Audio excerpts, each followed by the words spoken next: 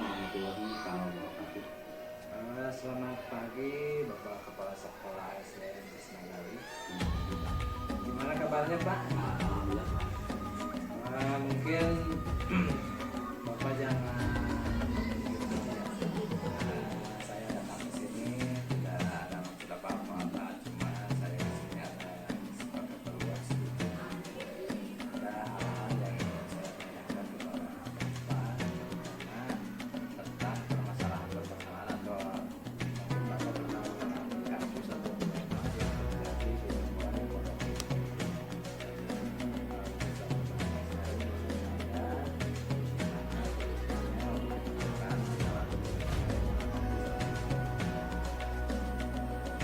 Ada beberapa pertanyaan mungkin yang akan diajukan ke Bapak.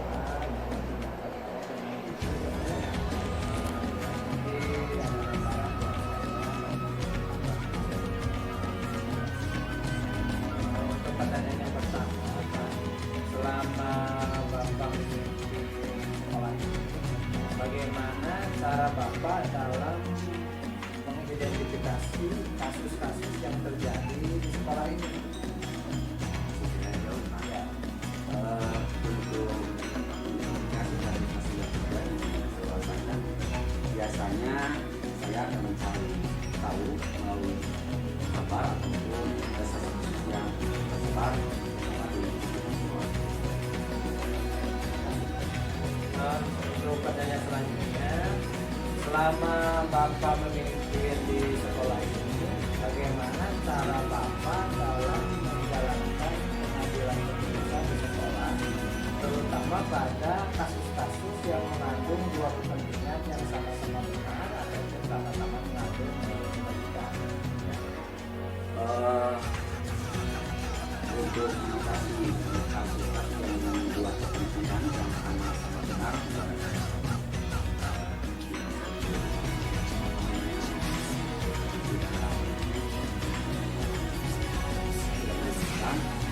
di antaranya itu yang diambil untuk menjelaskan keputusan yang ada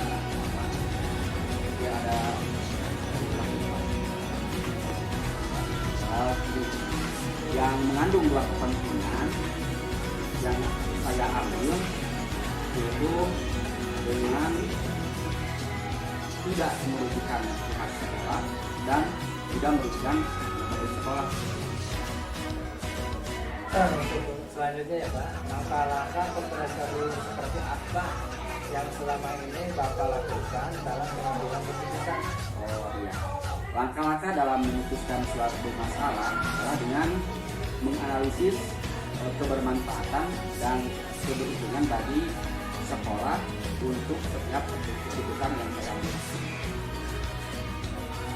Untuk selanjutnya, hal-hal seperti apa yang selama ini Bapak anggap efektif dalam pengambilan keputusan pada kasus-kasus dilema etika yang terjadi di sekolah Bapak?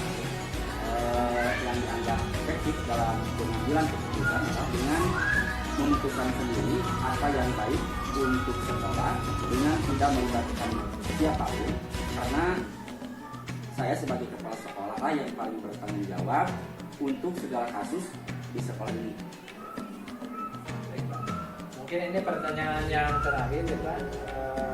Hal-hal apa saja yang selama ini merupakan tantangan dalam pengambilan keputusan pada kasus-kasus dilema etika? Hal itu jika untuk memutuskan kasus tersebut dengan cara yang paling pentingnya yang dalam mengambil keputusan dilema etika, jika harus memutuskan kasus berkaitan dengan diri pribadi dan sekolah, Pak. Terima kasih ya Pak atas jawaban Bapak atas mudah-mudahan apa yang disampaikan oleh Bapak bisa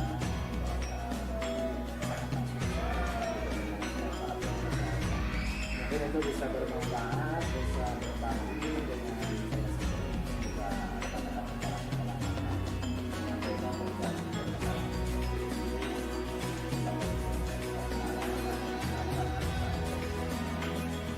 mungkin Pak untuk sementara apa ya,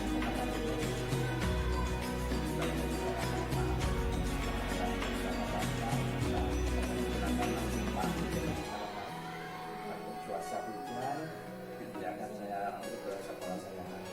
Sekali lagi saya ucapkan terima kasih kepada Bapak, mudah-mudahan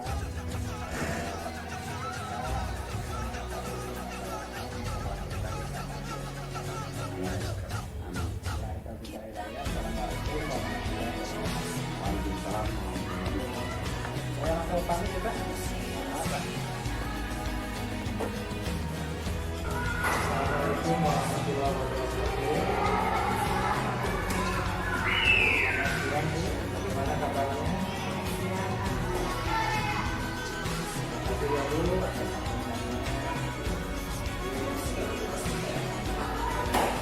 pada hari ini mungkin saya mengganggu aktivitas itu mungkin karena berhubung ada sesuatu yang mau ditanyakan sama Ibu tentang kegiatan-kegiatan atau tugas-tugas yang terjadi di sekolah yang Ibu pimpin. Mudah-mudahan Ibu bisa bersama saya sharing dengan kasus ataupun permasalahan yang sedang Ibu lakukan di sekolah Ibu. Baiklah, aku langsung saja ya supaya tidak ada beberapa hal yang ingin saya tanyakan kepada Ibu selaku kepala sekolah di SD Singapura ini. Kira-kira untuk pertanyaan yang pertama, selama Ibu memimpin sekolah ini, bagaimana cara Ibu dalam mengidentifikasi kasus-kasus yang terjadi di sekolah?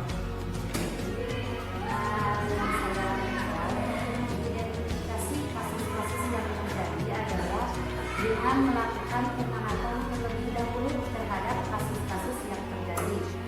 Nah, kemudian saya akan mencari tahu kebenarannya.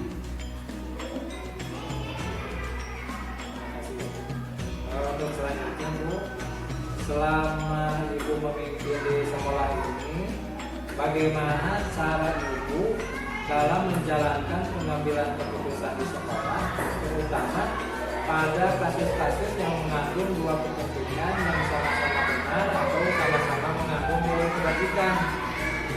Biasanya saya pun akan bertanya dan berdiskusi dengan beberapa kepala sekolah yang ada di lingkungan tadi. Jika terjadi kasus yang mengandung dua kepentingan yang sama-sama benar, biasanya saya akan mendiskusikan terlebih dahulu dengan orang-orang yang saya anggap cakap dan memiliki kompetensi dalam bidang tersebut. Seperti jika ada yang terjadi adalah kasus dalam pembelajaran agama, pasti di sini saya akan mendiskusikan keputusan yang terjadi bersama dengan tokoh guru agama Islam yaitu Pak Yaya atau ketua Kamar Majelis Ulama.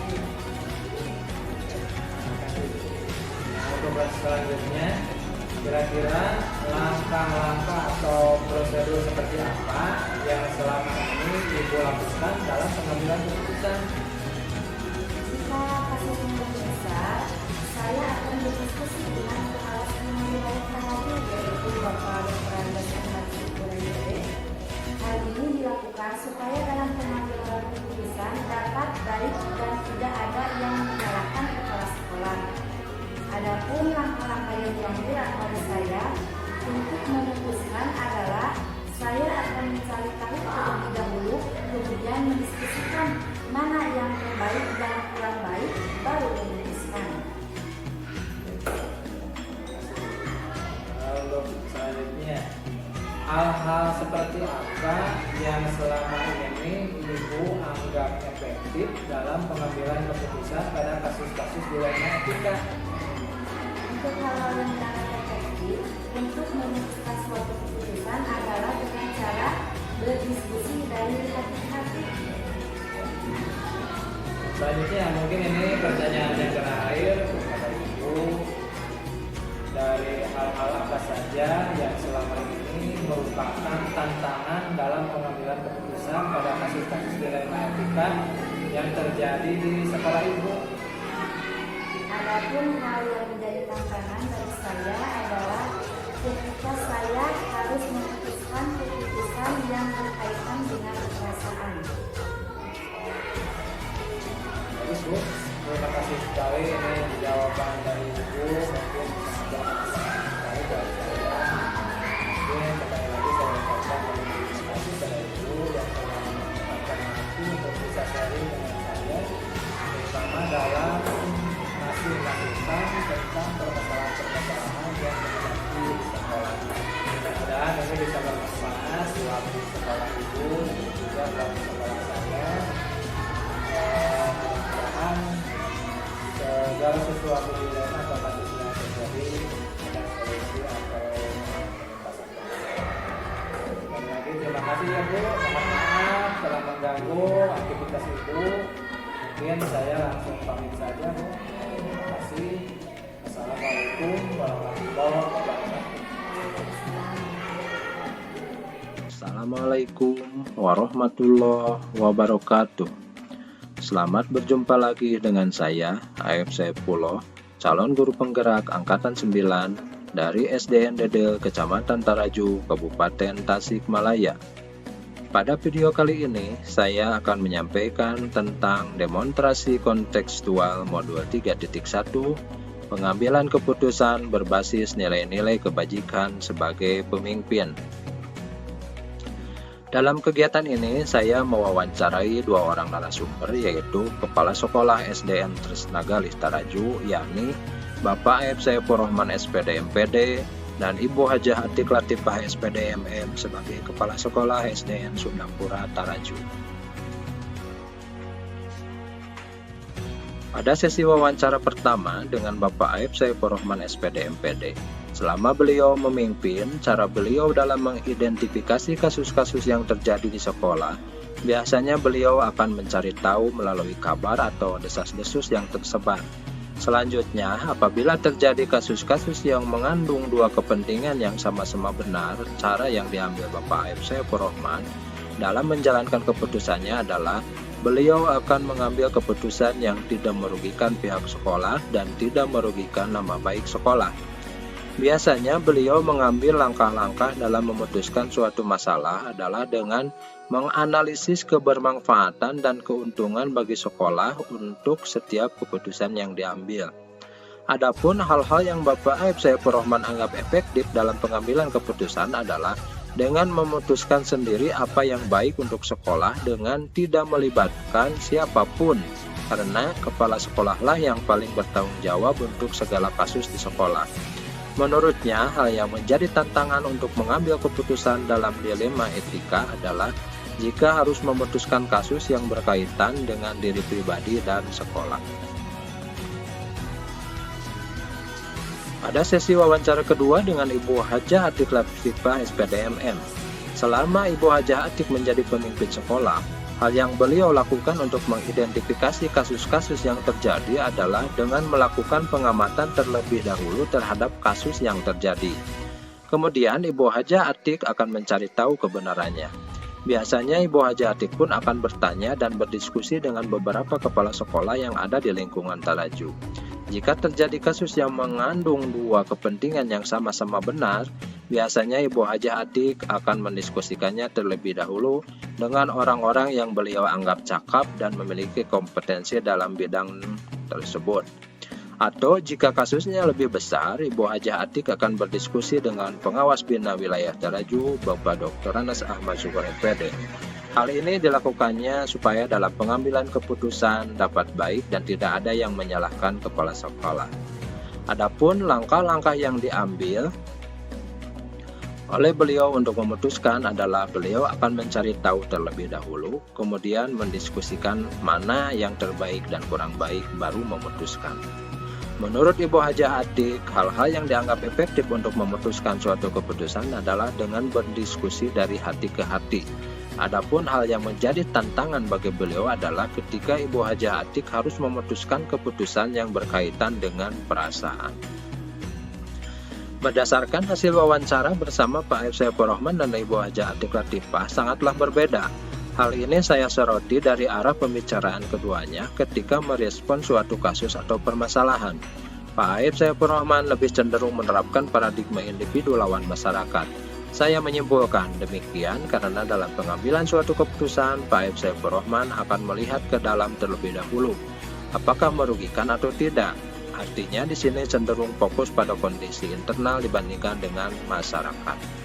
Sementara Ibu Hajah Atiq Latifah menurut saya cenderung berparadigma kebenaran lawan kesetiaan, di mana Ibu Hajah Atiq Latifah akan tetap memegang teguh kebenarannya tanpa berpikir hal lainnya.